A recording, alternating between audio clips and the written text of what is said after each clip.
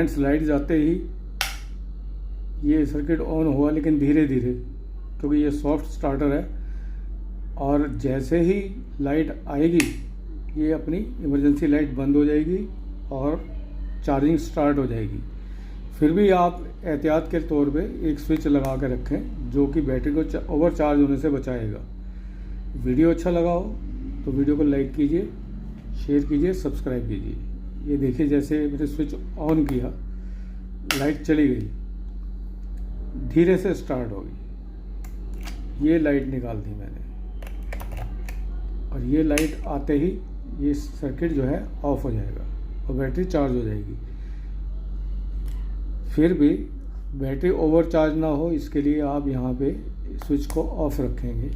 Thank you very much.